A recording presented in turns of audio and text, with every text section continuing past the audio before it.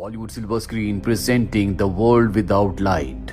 इस कहानी की शुरुआत में हमें बेन नाम के एक आदमी को दिखाया जाता है जो घबराई हुई हालत में अपने घर जाता है जहां उसकी पत्नी और उसके बच्चे हैं, और तभी वो अपने कंप्यूटर से कुछ फाइल्स को डाउनलोड करके उस पेन ड्राइव को एक खास लॉकेट के अंदर डाल देता है और अब उसके घर की लाइट चली जाती है। जिसके बाद दिखाया जाता है कि धीरे धीरे पूरी अर्थ की लाइट जा चुकी है, यानी कि पूरी अर्थ पर अंधेरा हो चुका है। यहाँ तक कि सड़कों पर जो गाड़ियां चल रही होती है वो भी अपने आप ही बंद हो जाती है, साथ ही प्लेन भी क्रैश हो जाते हैं। ऐसा धरती पर पहली बार हुआ है और अब इस घटना को पूरे 15 साल बीत जाते हैं। 15 साल बाद धरती पर दिखाया जाता है कि लोगों के रहने का तरीका पूरी तरह से बदल चुका है। पिछले 15 सालों से एक बार भी धरती पर लाइट नहीं आई, जिस वजह से बहुत सारी चीजें, बहुत सारे काम पूरी तरह से बंद हो चुके हैं। यानी कि अब इंसानों को अपने काम अपने हाथों से ही करने पड़ते हैं। साथ ही अमेरिका अब 6 हिस्सों में बढ़ चुका है। बेन को दिखाया जाता है जो अपनी फैमिली के साथ एक सेफ जगह पर चला गया होता है और कुछ वक्त पहले उसकी पत्नी इस दुनिया से जा चुकी है, इसलिए वो अब एक दूसरी लड़की को डेट कर रहा होता है। साथ ही उसका बेटा और बेटी भी बड़े हो चुके हैं। बेन के बेटे को अस्थमा की प्रॉब्लम होती है, इस वजह से उसे काफी परेशानियों का सामना करना पड़ता है। अब यूएस के 6 टुकड़े हो चुके हैं और जिस टुकड़े में रहते हैं वहाँ का जो लीडर होता है वो अपनी आर्मी के साथ यहाँ पर आता है। इस लीडर का नाम टॉम है और वो बेन से कहता है कि तुम्हें टैक्स के रूप में अपनी फसलों को देना होगा। बेन जानता है कि फसलों के रूप में जो टैक्स इनसे लिया जा रहा है वो बहुत ज्यादा है। साथ ही उसे आभास हो जाता है कि कुछ न कुछ गलत होने वाला है।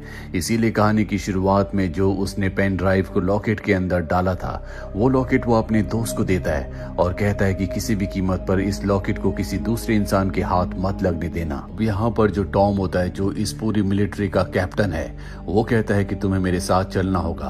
बेन उसके साथ जा ही रहा होता है कि तभी उसका बेटा वहां पर क्रॉसबो लेकर आ जाता है और कहता है कि तुम मेरे डैड को नहीं ले जा सकते।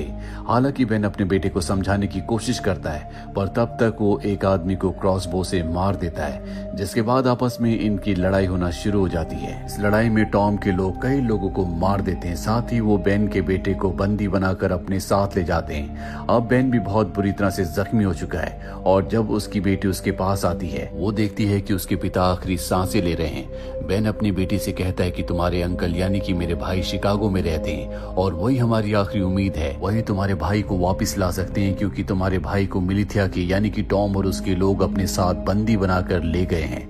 इसके बाद बेन की मृत्यु हो जाती है और अब बेन की बेटी अकेले शिकागो की तरफ निकलने का फैसला करती है, लेकिन उसके 2 साथी जिनका नाम मैगी और आरोन होता है वो भी उसके साथ आ जाते हैं और अब ये तीनों की तीनों पूरा दिन सफर करने के बाद एक जगह पर रात गुजारते हैं। और अगली सुबह बेन की बेटी जिसका नाम चार्ली है, जब वो उठती है तो पानी लेने के लिए जाती है और नदी के किनारे उसे एक लड़का दिखता है जिसका नाम नेट है।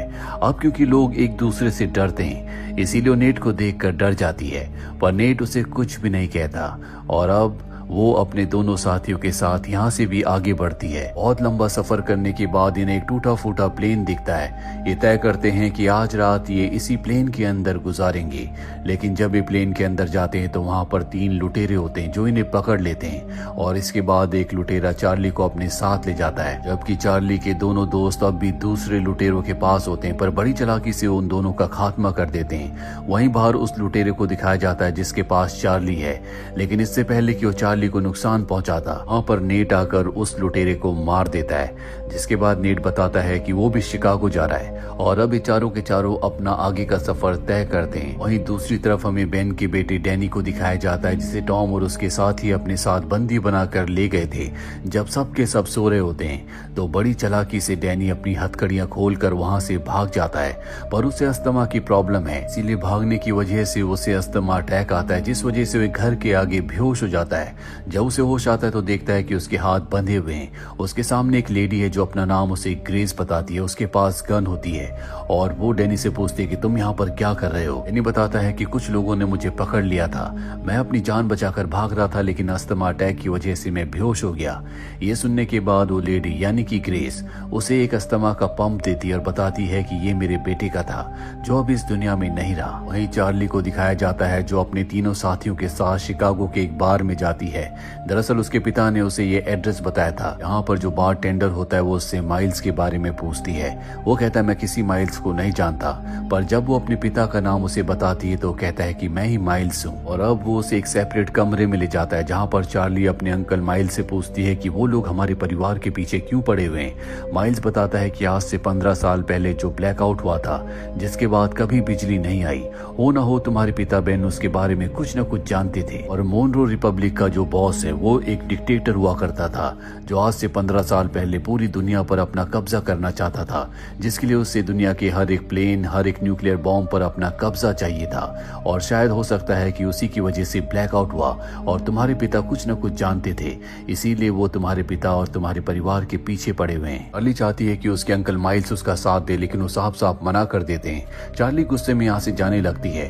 तभी उसका साथी नेट उसके अंकल से लड़ने के लिए जाता है, पर नेट उसका हाथ पकड़कर उसके हाथ में एक टैटू दिखाता है जो उसी ग्रुप यानी कि मोनरो ग्रुप का होता है, यानी कि वो भी मोनरो ग्रुप का हिस्सा है। दरअसल नेट का पूरा सच सामने आ चुका और जानबूझकर इनके ग्रुप में शामिल हुआ था ताकि वो माइल्स की लोकेशन का पता लगा सके। मोनरो ग्रुप किसी भी कीमत पर माइल्स को हासिल करना चाहता है और अब जब नेट की पूरी सच्चाई सामने आ चुकी है तो सबको वो अपने एरो के पॉइंट पर लेकर वहां से निकल जाता है। अब सब चाहते हैं कि माइल्स यहाँ से चला जाए, लेकिन माइल्स यहाँ से जाने से मना करता है और कहता है कि वो मोनरो ग्रुप का अकेले सामना कर सकता है। चार्ली और उसके साथी उसका साथ देने के लिए तैयार हो जाते हैं, लेकिन माइल्स नहीं चाहता कि उसका कोई भी साथ दे, इसीलिए सबको गुस्से से यहाँ से जाने के लिए कहता है। सबके सब चले जाते हैं और अब नेट मोनरो ग्रुप के बहुत सारे लोगों के साथ यहाँ पर आ जाता है, लेकिन माइल्स उन सब का सामना करता है, बहुत सारे लोगों को मार देता है। चार्ली भी अपने दोनों साथियों के साथ यहाँ पर अपने अंकल माइल्स की मदद करने के लिए पहुंच जाती है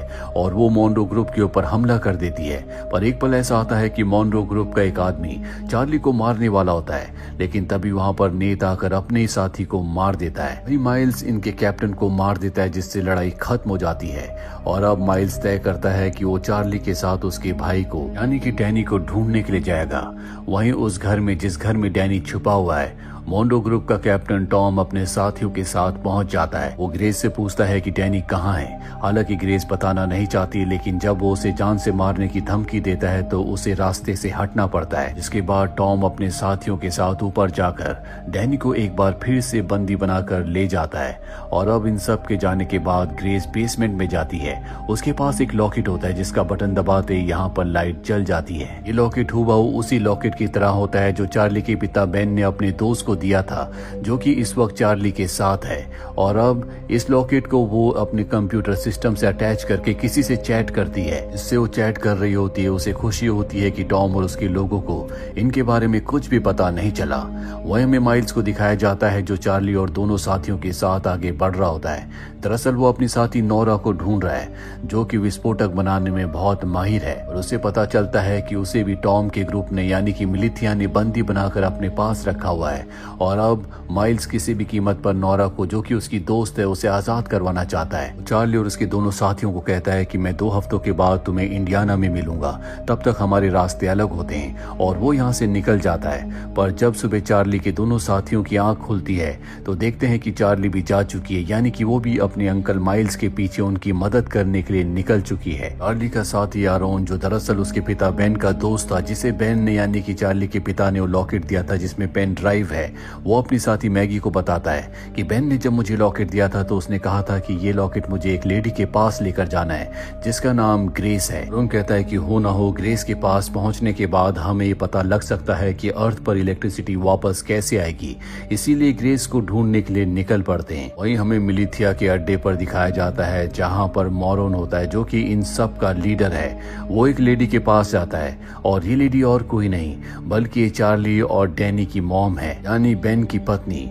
मोनरो से बताता है कि बेन की मृत्यु हो चुकी है, जिससे उसे बहुत दुख होता है। दरअसल बेन को ये लगता था कि उसकी पत्नी की मृत्यु हो चुकी है, लेकिन वो अब भी जिंदा है। वहीं चार्ली को दिखाया जाता है जो अपने अंकल का यानी कि माइल्स का पीछा करते हुए उस तक पहुंच जाती है और कहती है कि मैं भी तुम्हारे साथ आऊंगी। हालांकि हालांकि माइल्स उसे अपने साथ नहीं ले जाना चाहता, लेकिन वो कहती है कि मेरे भाई को अस्थमा का अटैक आता है, उसे मेरी जरूरत है। माइल्स उसे अपने साथ आगे लेकर जाता है, जहां पर ये देखते हैं कि बहुत सारे लोग एक हेलीकॉप्टर को खींच रहे होते हैं, जिससे इन्हें पता चल जाता है कि मिलिथिया ग्रुप के लोगों को, यानी कि मॉनरो जो कि उनका लीडर है, उसे अब भी यकीन है कि इलेक्ट्रिसिटी वापस आएगी और उस दिन के लिए वो सारी इलेक्ट्रॉनिक्स की चीजों को, हथियारों को इकट्ठा कर रहा है। माइल्स यहाँ पर देखता है कि नोरा भी इन्हीं में से एक है जिसे वो छुड़ाने के लिए यहाँ पर आया है, लेकिन यहाँ पर बहुत सिक्योरिटी होती है, गार्ड्स के पास बहुत ही खतरनाक हथियार होते हैं। इसीलिए रात को जब सब के सब सो रहे होते हैं तो वो अपनी नीस चार्ली के साथ प्लान बनाता है। चार्ली गार्ड्स को डिस्ट्रैक्ट करती है और माइल्स बड़ी चालाकी से नोरा को छुड़ा कर ले जाता है, लेकिन इस बात से नोरा खुश नहीं होती। दरअसल जानबूझकर वो बंदी बनी थी, उसे तो उन गार्ड्स की गन चाहिए थी जो कि बहुत ही खतरनाक है।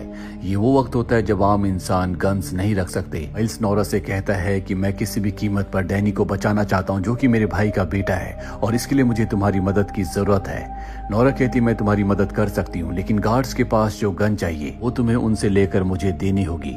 माइल्स उसकी ये शर्त मान जाता है और इसके बाद नोरा बहुत ही छोटे हथियार बनाती है जिससे गोली चल सकती है, गार्ड्स को मारा जा सकता है। लेकिन इसमें प्रॉब्लम ये होती है कि दूर से इससे निशाना नहीं लगाया जा सकता, यानी कि इसकी रेंज नहीं है, पास जाकर ही गार्ड को मारना होगा। इसीलिए उस छोटी गन को ये चार्ली के हाथ में बांध देते हैं और चार्ली गार्ड्स के पास जाती है और कहती है कि मैं जंगल में खो गई हूँ, और मौका देखकर वो एक गार्ड को मार देती है। और इससे पहले कि दूसरे गार्ड्स उस पर हमला करते, यहाँ पर नोरा और माइल्स गार्ड के ऊपर हमला करके सभी का खात्मा कर देते हैं। यहाँ पर जितने भी लोग होते हैं सबको ये आजाद करवा देते हैं और अब इनके पास वो हथियार भी है जो नोरा को चाहिए।